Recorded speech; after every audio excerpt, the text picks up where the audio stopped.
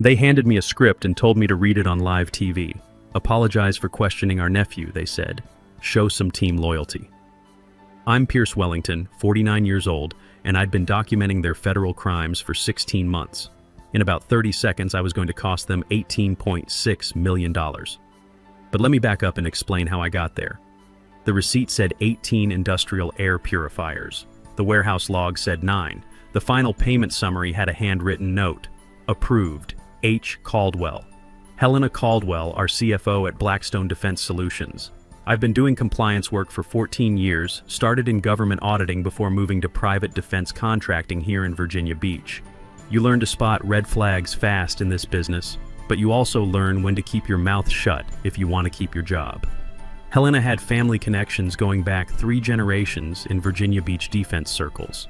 Her nephew Austin had just joined procurement fresh out of his MBA program, driving a BMW that cost more than my annual salary. Kid was 26, cocky as hell, and treated federal regulations like suggestions rather than law. When you're working government defense contracts, that attitude can land you in federal prison. I'd been noticing problems for about 6 months when I realized this wasn't just sloppy bookkeeping, invoices that didn't add up, vendor profiles with addresses leading to empty lots, contracts slipping through without proper bidding processes. This was systematic fraud, and Austin's fingerprints were all over it. The breaking point came on a Tuesday morning. Austin called a procurement review meeting for 8:30 a.m., then rolled in 15 minutes late with his Starbucks. He had a new proposal about implementing a streamlined vendor verification process for contracts under $75,000. Basically, skip the background checks and federal registration requirements if the monthly totals looked reasonable. He had charts and graphs and a PowerPoint that looked like it was designed by someone who'd never heard of the Federal Acquisition Regulation. I listened to him talk for 10 minutes about reducing bureaucratic bottlenecks before I finally spoke up. Austin, we can't do that. Federal contractors have mandatory verification requirements regardless of contract size. That's not a suggestion, that's the law.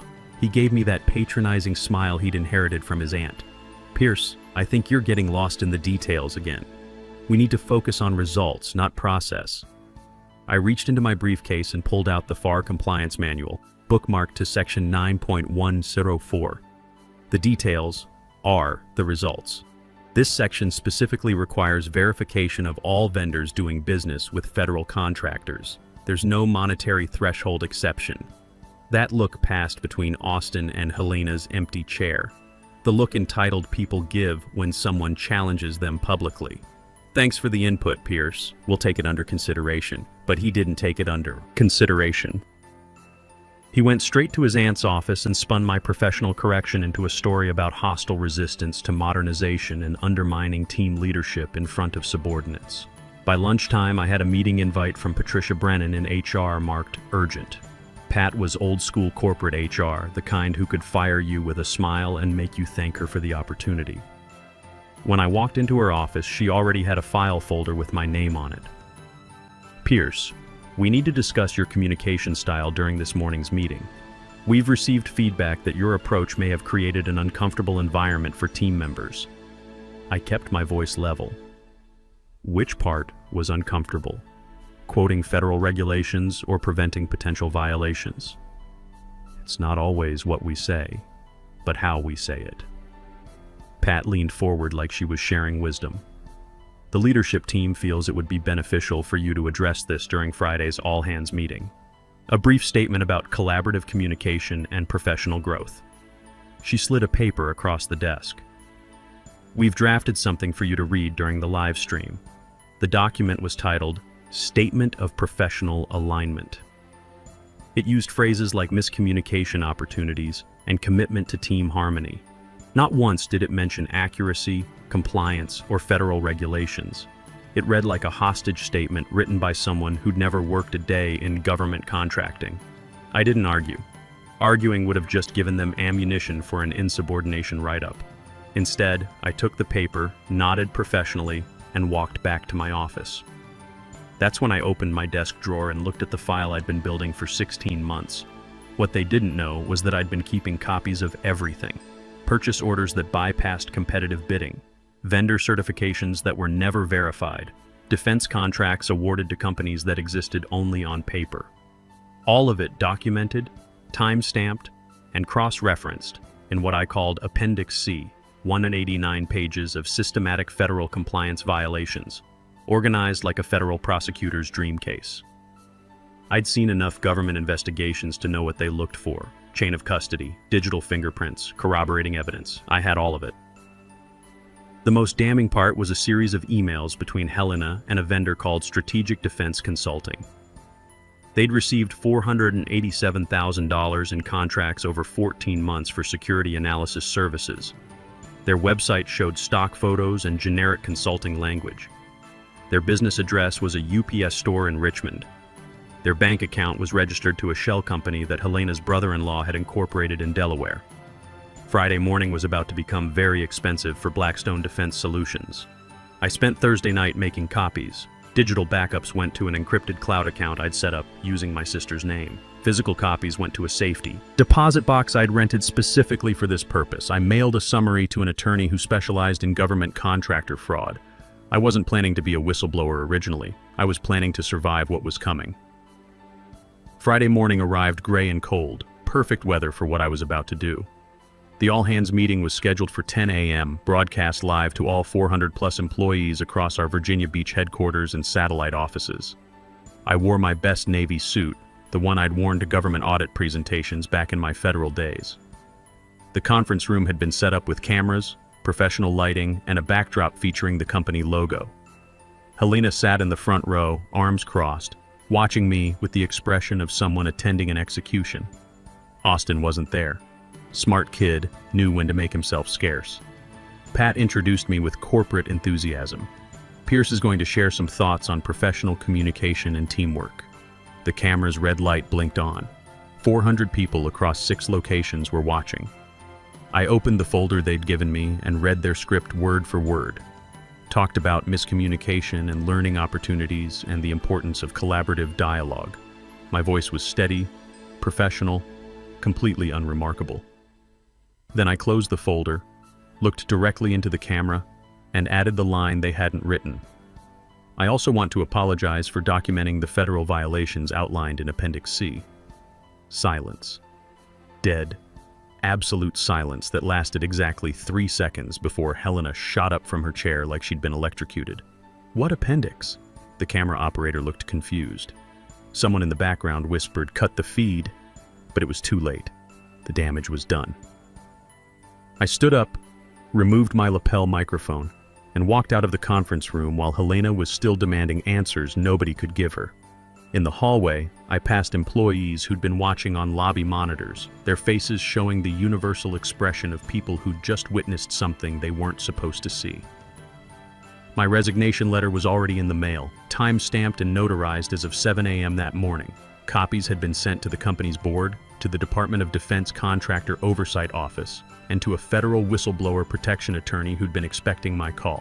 The attorney's name was Sarah Martinez, and she specialized in cases exactly like mine. 3 years earlier, she'd helped expose a $12 million fraud at another defense contractor in Norfolk. When I'd first contacted her office 2 weeks ago, her paralegal had asked if I had documentation. 189 pages, I'd told him. There was a long pause, then, "Ms. Martinez will want to see you immediately." By the time I reached my car, they'd cut the live stream, but not before a dozen employees had screen recorded it and shared it on internal Slack channels. The 8-second clip of me mentioning Appendix C was already spreading faster than news of quarterly bonuses. I drove home knowing I'd just ended my career at Blackstone Defense Solutions. What I didn't know was that I'd also started the clock on the biggest government contractor fraud investigation Virginia Beach had seen in 20 years. The first sign that things were moving fast came Saturday morning. My phone rang at 6:47 a.m. Sarah Martinez. "Pierce, they tried to access your personnel file electronically at 11:23 p.m. last night. Then again at 2:15 a.m. My office received a call from their legal department at 8 p.m. yesterday demanding to know if we represent you. I told them to contact me through proper channels if they have questions." She paused. "How clean is your documentation?" "Military clean," I said. "Chain of custody intact, digital timestamps verified, 0 alterations." "Good, because the Office of Inspector General just called. They want to meet Monday morning." That weekend felt like the longest 48 hours of my life. I kept checking the news, expecting to see some announcement from Blackstone about a personnel matter or internal investigation. Nothing. They were staying quiet, probably hoping this would blow over. They had no idea what was coming. Monday morning, I met Sarah at her office in downtown Norfolk. She was younger than I'd expected, maybe 38, but she carried herself with the confidence of someone who'd been taking down corporate fraud for years. We reviewed Appendix C page by page. She made notes, asked questions about specific transactions, and occasionally whistled under her breath when she saw particularly egregious violations. "This Strategic Defense Consulting shell company," she said, pointing to a section I'd highlighted in yellow. "You've documented $487,000 in payments to them over 14 months. No deliverables, no work product, no employee records. Just invoices approved by Helena Caldwell. And the bank routing information," I added. "It traces back to a Delaware incorporation filed by Helena's brother-in-law, Michael Brennan. He's listed as the registered agent, but the actual account owner is a holding company that doesn't exist anywhere except on paper." Sarah smiled grimly. "Pierce, this isn't just compliance violations.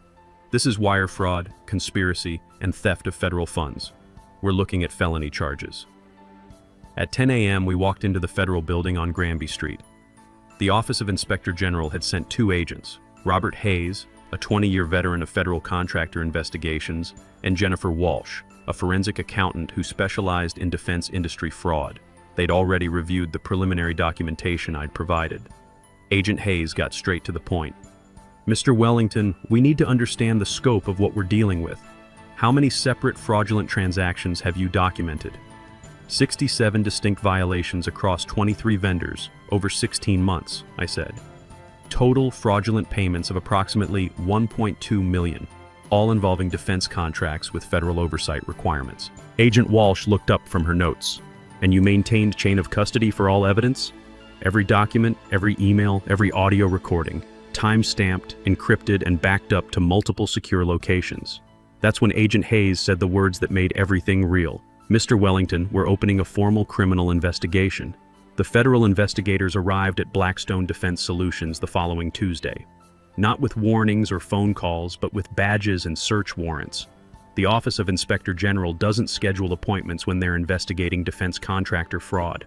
They just show up and start asking questions. I wasn't there to see it, but Sarah Martinez called me with updates throughout the day. "They've seized the company's servers," she said during our 11 a.m. call.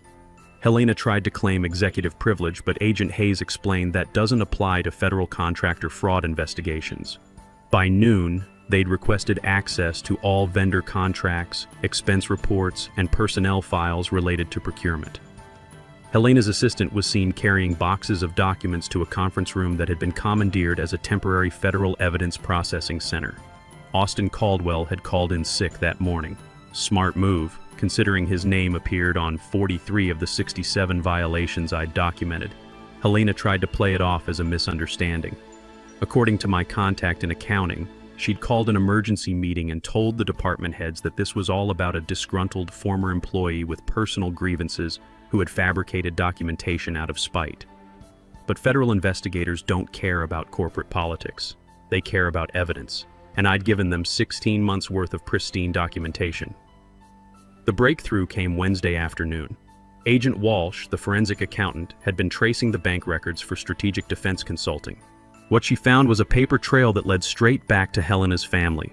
The shell company wasn't just registered to Helena's brother-in-law, Michael Brennan. The bank account had been opened using Helena's social security number as a backup authorization. Deposits from Blackstone Defense Solutions were being automatically transferred to a personal investment account in Helena's name within 24 hours of each payment. She wasn't even trying to hide it, Sarah told me. The woman was literally paying herself $500,000 in fake consulting fees using her own social security number. By Thursday, the investigation had expanded beyond Blackstone. Agent Hayes discovered that Strategic Defense Consulting had also received payments from 2 other Virginia Beach defense contractors. Both companies had compliance officers who'd raised concerns about the vendor. Both compliance officers had been quietly transferred to other departments shortly after their reports. The pattern was clear. Helena wasn't just defrauding one company, she was running a systematic scheme across multiple defense contractors. And she was eliminating anyone who got too close to discovering it. Friday brought the news I'd been waiting for. Agent Walsh called Sarah's office with an update that changed everything.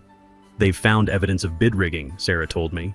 Helena was coordinating with vendors to submit artificially high bids on legitimate contracts, then splitting the overcharge through these shell companies. The total fraud amount isn't $1.2 million like we originally calculated. It's closer to $8.3 million across all the companies involved. That afternoon, federal agents arrested Michael Brennan at his home in Richmond. They'd traced additional shell companies to his address, all with similar patterns of fraudulent government contractor payments. Helena's family business was bigger than any of us had realized. The local news picked up the story Friday evening. Federal investigation targets. Virginia Beach defense contractor was the headline on Channel 13. They didn't mention names yet, but everyone in the industry knew which company they were talking about. Helena's response was predictably desperate. She hired a crisis management firm and issued a statement about cooperating fully with authorities and maintaining the highest standards of business ethics. The statement notably didn't deny any specific allegations. Meanwhile, Austin Caldwell had disappeared entirely. His LinkedIn profile went dark. His BMW was spotted in the parking lot of a Richmond law firm that specialized in white-collar criminal defense. Word through the industry grapevine was that he'd retained separate counsel from his aunt and was considering a cooperation agreement. Sarah explained what this meant for the larger case. When family members start hiring separate attorneys, it usually means someone's getting ready to flip. Austin was involved in day-to-day operations. He'll have detailed knowledge of how the scheme worked, who else was involved, and where additional evidence might be hidden. The domino effect was swift and brutal. By the following Monday, Blackstone Defense Solutions had lost 3 major federal contracts. The Department of Defense had suspended the company's security clearance pending the outcome of the investigation. 2 board members had resigned. The company's stock price dropped 67% in 4 trading days. Helena was placed on administrative leave Tuesday morning. Pat Brennan from HR was escorted out of the building the same day. The entire procurement department was suspended pending individual interviews with federal investigators. But the story was far from over. Agent Hayes had discovered something in Helena's email archives that elevated this from a simple fraud case to a national security concern. Several of the fraudulent contracts had involved classified defense projects.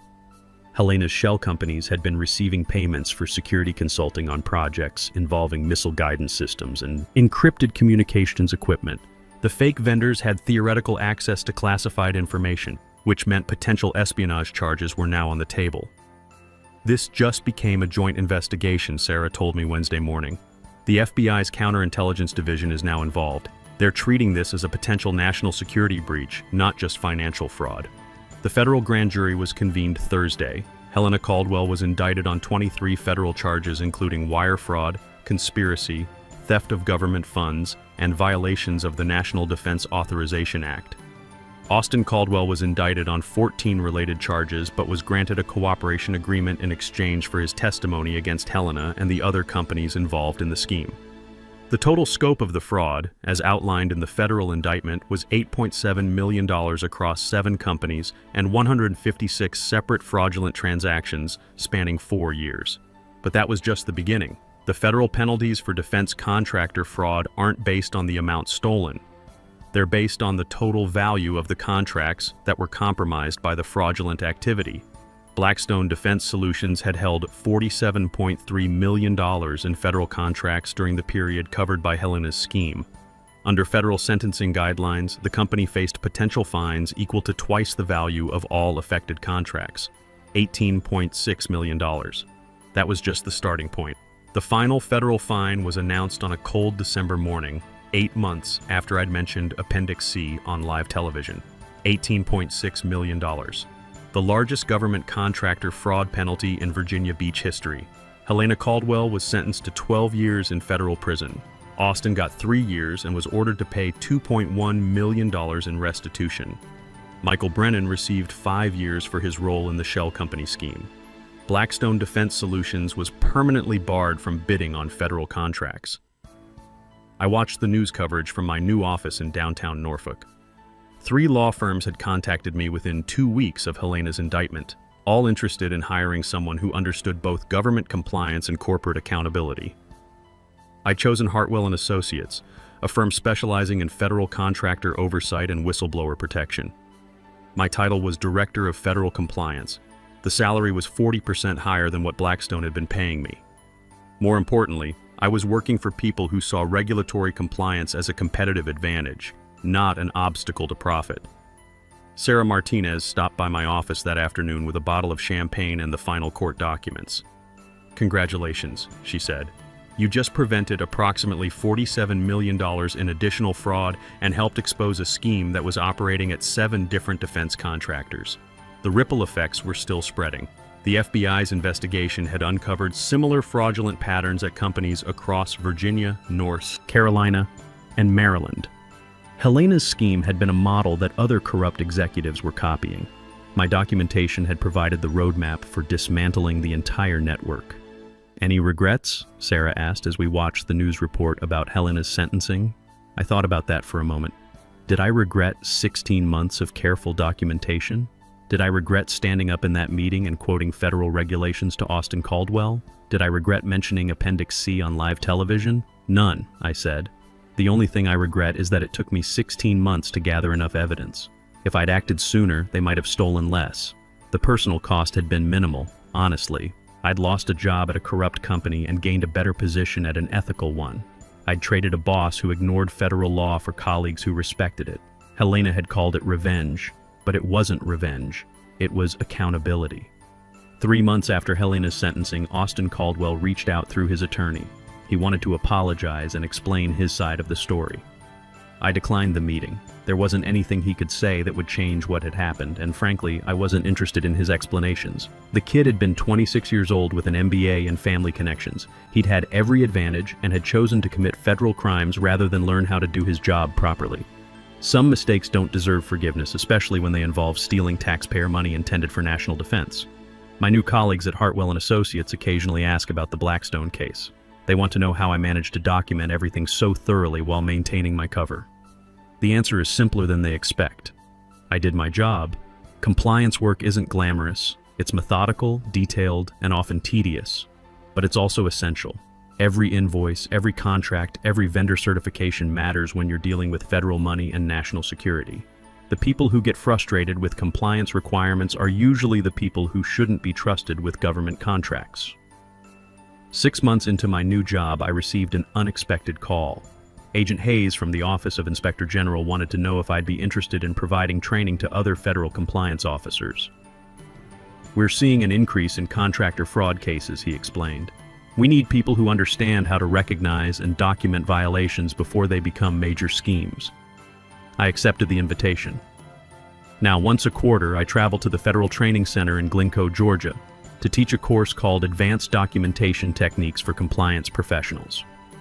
The students are mostly experienced auditors and compliance officers from various federal agencies. I always start the class with the same story.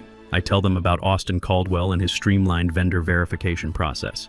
I explain how Helena's air purifier receipts that didn't match the warehouse logs. I show them how 16 months of careful documentation led to 23 federal indictments and an $18.6 million fine.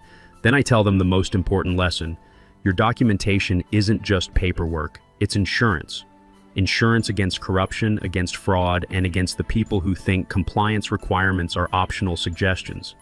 The students always ask if I was scared during those 16 months of secret documentation. The honest answer is no. I was careful, I was methodical, and I was thorough. But I wasn't scared. Fear is what you feel when you're doing something wrong. I was doing something right. Helena Caldwell is currently serving her sentence at a federal prison in West Virginia. Austin is at a minimum security facility in North Carolina, scheduled for release in 18 months. Michael Brennan was released on supervised probation last month and is reportedly working as a night shift security guard in Richmond. Blackstone Defense Solutions was dissolved 6 months after the fine was imposed. The building in Virginia Beach is now occupied by a legitimate defense contractor that specializes in cybersecurity consulting. They've reached out twice about hiring me as their chief compliance officer. I'm considering the offer. As for me, I'm still Pierce Wellington, still 49 years old, still doing compliance work. But now I do it for people who understand that following federal regulations isn't negotiable. People who see compliance officers as valuable team members rather than obstacles to overcome. Helena called it revenge. The federal prosecutors called it evidence. I called it the most expensive loyalty test in government contracting history. Turns out the best revenge isn't getting even. It's getting $18.6 million worth of justice and sleeping well every night knowing you did the right thing. Sometimes the quiet ones aren't plotting. Sometimes we're just taking notes. And sometimes those notes end up changing entire industries. The pen really is mightier than the sword, especially when it's documenting federal crimes.